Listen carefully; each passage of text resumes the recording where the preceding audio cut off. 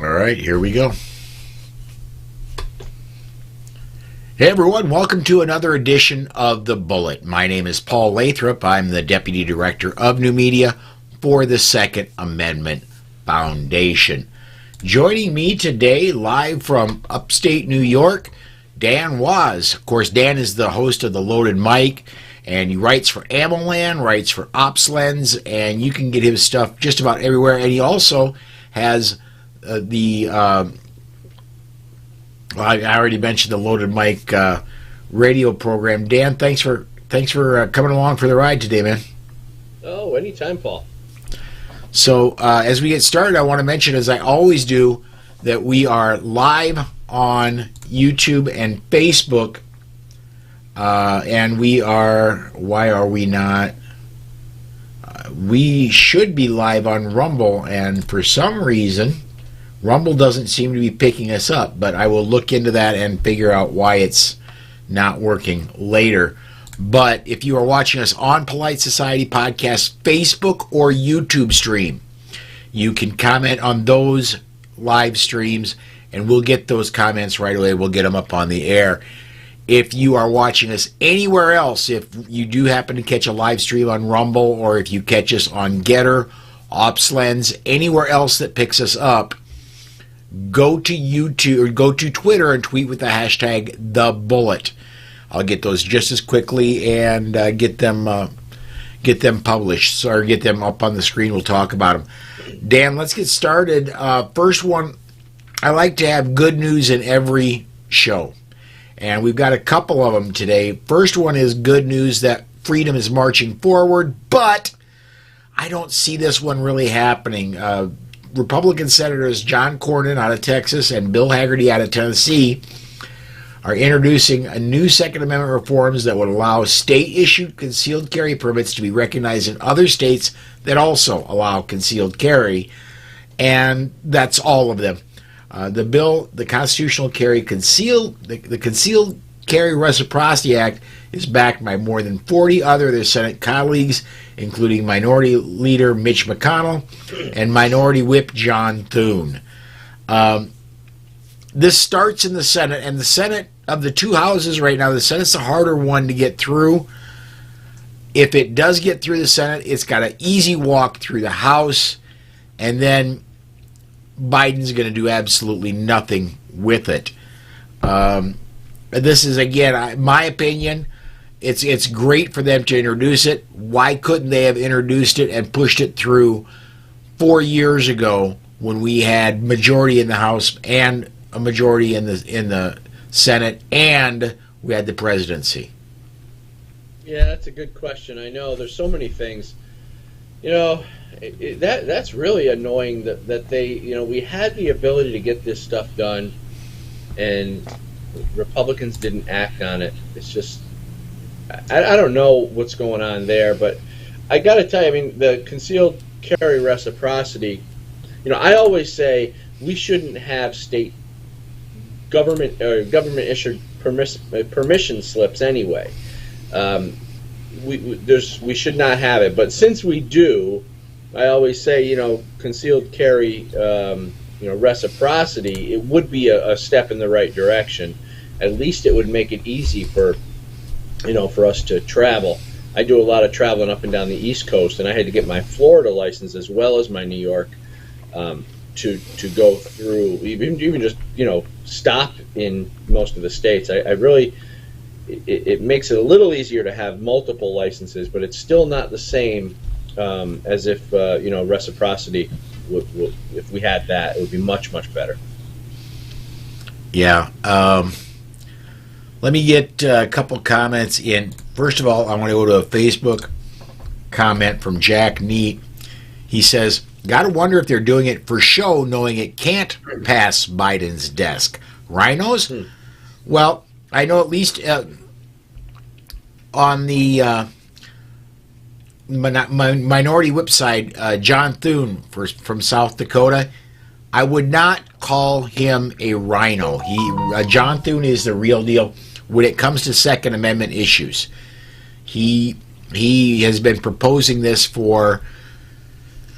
I'm kind of surprised he's not the original sponsor on this, but he's been doing something like this for 10 years.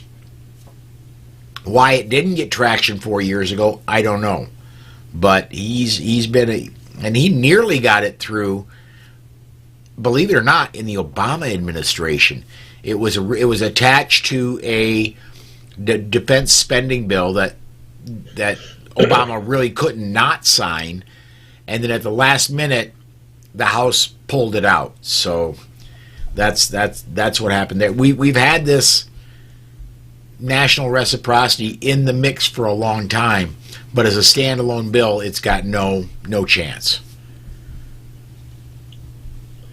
And yeah, it's just reciprocity is really tough right now, and there's a lot of states that like for instance, like I'm in New York, so I can do nothing with a New York permit other than in New York. So right. I had to go get Florida, and Utah is another good one to have. But even with my Florida, there's still other restrictions. It's still not perfect. No. Like for instance, some states will require you to be the resident of the state that you carry a permit in. So if you're if you have a Utah license and you're not a Utah resident, it's still invalid. So there's some other little loopholes there that make it difficult. So. Yeah, the thing with national reciprocity is just like, and they explained it in the article. When you have a driver's license and you go from one state to another state, that state accepts your driver's license, but you still got to follow the other state's driving laws. If you're driving through, I'm just going to pull out South Dakota out of my pocket here because I know South Dakota's laws and I know the state's laws around me. If you're driving through South Dakota, the speed limit is 80. When you drive into Minnesota on the interstate, speed limit is 70. You still, even though you have a South Dakota driver's license, have to do 70 in Minnesota. Same with national reciprocity. If you have a South Dakota permit that's now good in all 50 states, you still have to follow the state laws you're in. And let's go to Jack Neat's comment here. He says, "I live 25 miles from the New Jersey border. My CCW is no good, and my defensive ammo is also illegal. So I'm a double felon when I have to cross the border for business." Well, yeah, I think that's a quarter mile he's talking. I think he's saying a quarter mile. Yeah, okay. Which is even worse. Which is worse because a quarter mile away, you need to go over that border all the time, I'm sure. Oh, sure. And the thing with national reciprocity would not, if New Jersey outlaws hollow point ammo, they have, and it hasn't, it's still going to be illegal. Even if there is national reciprocity, you would still be a felon going into New Jersey with hollow point ammo. So that's not going to cure that.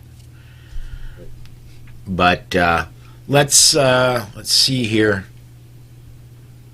Let me put up I'm not going to put up, but let's get next story up. Illinois lost an appeal.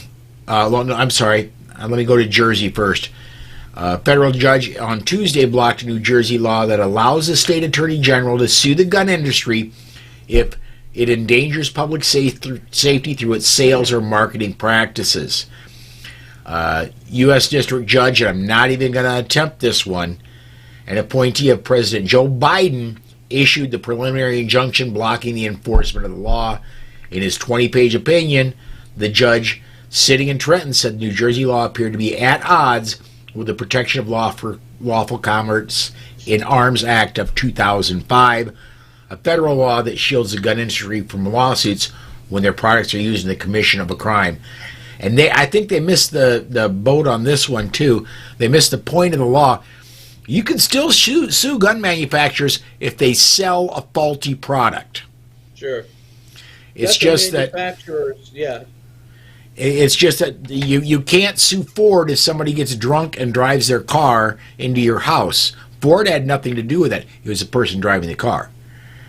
Yeah, and these these lawsuits, or this thing that they want to pass with getting rid of the Protection of Lawful Commerce and Arms Act.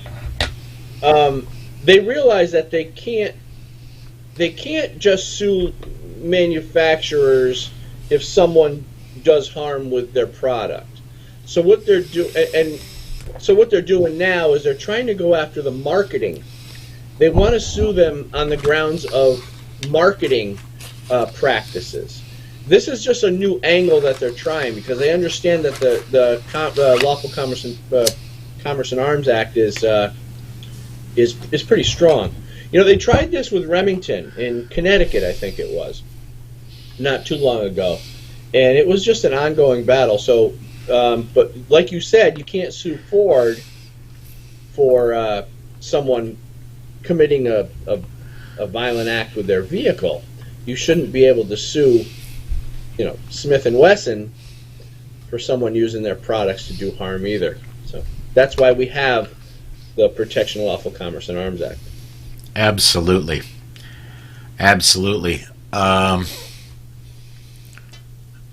Where are we at? Let me get a couple of...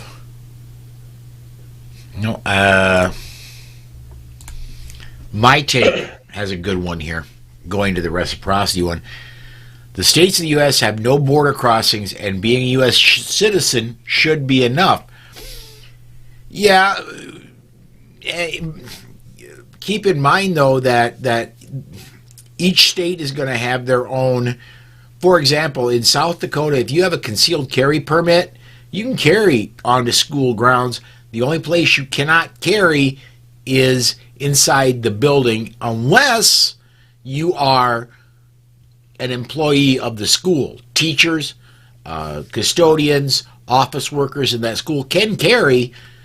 It's just that the general public, if you're not an employee of the school, cannot inside the building. Yeah. So you're still going to have to follow state law in the states where you're at. Let's go ahead and I want to talk about Illinois. The state of Illinois lost an appeal on Tuesday after a lower court judge issued a restraining order on a newly enacted gun ban on some semi-automatic rifles, as well as high-capacity magazines.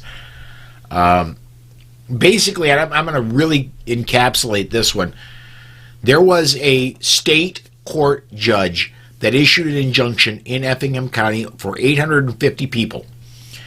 And the state appealed it, and the appeal not only lost, now it covers the entire state.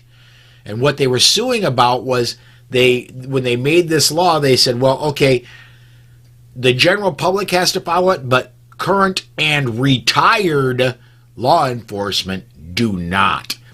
And they're being sued under the 14th Amendment Equal Protection Clause, and they're winning.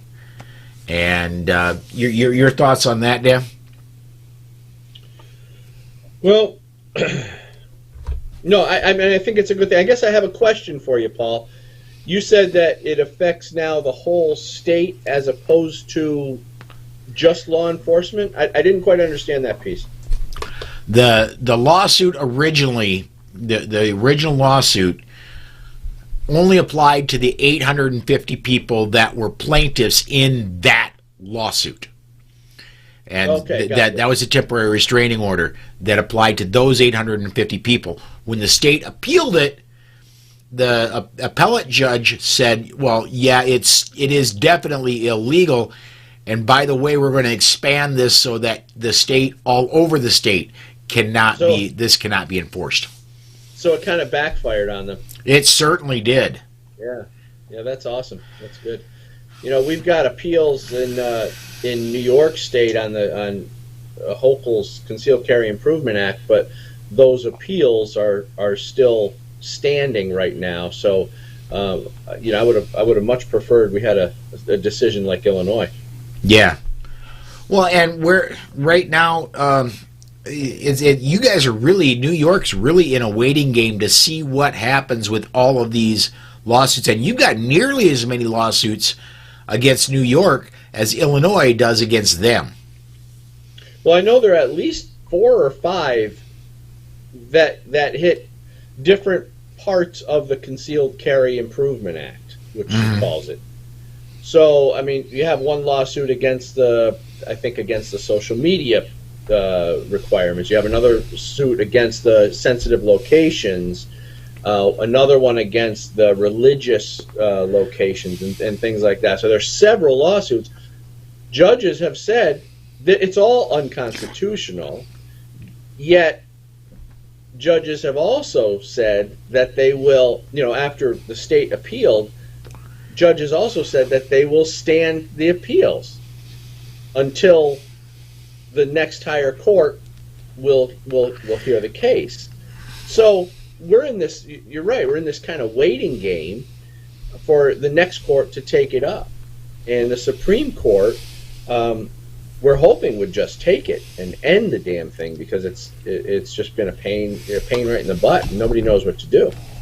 Well, and the Supreme Court did have a chance to do that a few weeks ago. They declined to hear it right now, sent it back to I believe it's the Second Circuit, and said, go ahead and finish your process, but expedite it. Get this done. Right. And that's, from my experience, that's fairly rare coming out of the Supreme Court for them to say, hurry up and do this. We want an answer. We want it quickly. Well, because the Concealed Carry Improvement Act was a blatant slap in the face to the Supreme Court's decision on Bruin. So the Bruin case decided it, and we thought it was final. These New York gun laws are just outrageous. So Hochul comes back with even more ridiculous, unconstitutional laws on top of it. So I think the Supreme Court recognizes that what Hochul's doing is just defying the Supreme Court, making her own rules, and clogging up the legal system, and putting gun owners at risk of getting in trouble for exercising their Second Amendment rights. So I think the court realizes that what she's doing is wrong, and they want to get this thing done. Yeah. Michael over on the Facebook side says New York and New York City, 2 different entities when it comes to gun laws. Now, the next question I got for you, Dan, is when this law came out in Illinois, there were the vast majority of sheriffs, I think there were 4 sheriffs that did not say this in Illinois, we're not going to enforce this law. It's a bad law. It's unconstitutional on its face. Are there any sheriffs in New York that have said, yeah, we're not going to enforce the Concealed Carry Improvement Act? Yeah, well, there have been. There definitely have been. There have been some downstate. There have been some upstate. And but this wasn't the only thing that some of our New York sheriffs have kind of defied. There were some other laws, gun laws, and gun restrictions that they just haven't done. So, the sheriffs are really our first line of defense, and a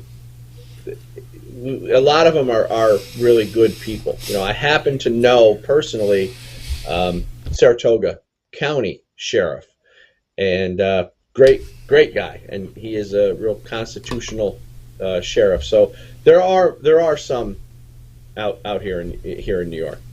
Okay. One more story. Well, I got 2 more stories I want to get to. We got just over 10 minutes left. But first story I want to get to now is off of the Hill. A conservative Wisconsin law firm is suing the Biden administration's Bureau of ATF-E over a new rule aimed at regulating the stabilizing braces that can turn pistols into rifles, arguing the measure violates the right to bear arms. The lawsuit, filed Tuesday in the U.S. District Court for the Northern District of Texas, it's in the Fifth Circuit, argues ATF acted outside of its authority in issuing the rule that would reclassify pistols with stabilizing braces as short-barreled rifles. And you have an article that you've written. It's not out yet, but it will be coming out about this. I like the fact that it's veterans that are doing this, and a lot of them disabled veterans that are directly affected by this. They use the pistol stabilizing brace as an aid. Otherwise, they wouldn't be able to use that particular firearm. Well, that's true. Yeah, but that's not even the worst part of this whole thing. There's a lot of things wrong with this pistol brace rule. First of all, the ATF doesn't have the authority to change definitions of firearms if it's going to affect the constitutional rights of citizens. And what this new rule does is it makes up to 40,000, I think the number was 40,000. Let me make sure I get this number right. 40 million people, up to 40 million people, it would instantly turn them into felons.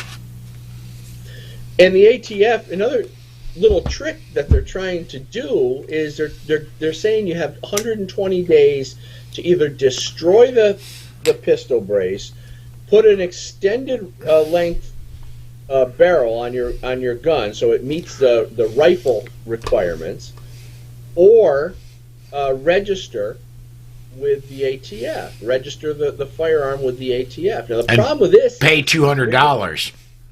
Well, yeah, there's a fee too, yeah. But the real problem is that 120 days. Now, a lot of people are saying the ATF doesn't have the capability or the manpower to get 40 million of these stamps done in 120 days. It'll never happen. No. So by default, because the ATF creates this 120-day rule and then can't fulfill the 120-day rule, they're going to be turning people into felons because number one, they're creating an unconstitutional rule or law, and number two, they can't fulfill their end of the bargain by at least giving the stamps to the people who have these firearms. It's wrong all the way around. And the I don't know if you mentioned the name of the organization is the Wisconsin Institute for Law and Liberty, and the lawsuit's being filed in Texas, which is good.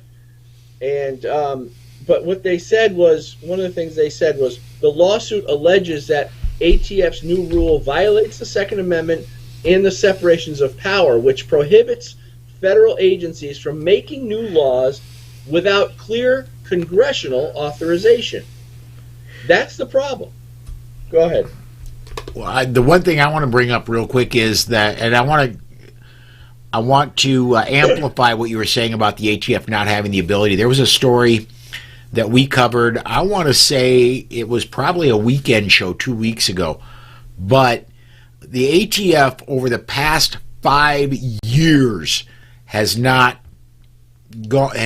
issued 5 million tax stamps over years. And so to get 40 million in 120 days or whatever they want, not gonna happen. Yeah, they would have to ramp up like government has never ever done before. So you see how they're entrapping people. I mean, yeah. Isn't it obvious? Absolutely it is. And I got one more story, man, I want to get to, and then this is a little bit of good news, but I don't know. As Democratic, this is off ABC 7 News out of San Francisco. As Democratic lawmakers call for stricter gun control in light of the mass shootings in California, one gun law in San Francisco is now loosening.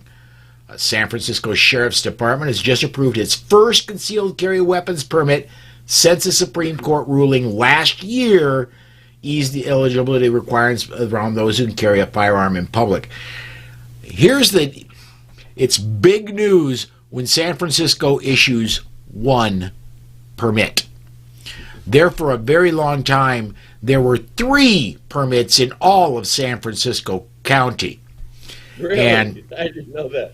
yeah, and by the way, my brain isn't working so good right now. The senator the really anti-gun senator from California, Feinstein, was one of the ones that had one of the San Francisco. She was one of the 3. And she is the biggest tyrant when it comes to gun laws. She was behind the original so-called assault weapons ban. Yeah. But at any rate, is it good news that they're issuing more permits? Yeah, it is good news. But instead of them issuing one at a time every it's been over 6 months since the Bruin decision. There should have been hundreds of thousands, considering how many people live in San Francisco County. There should have been thousands and thousands issued by now. Yeah. Yeah, the thing is, we're cheering because our government is allowing us to exercise our God-given right. How ridiculous is that?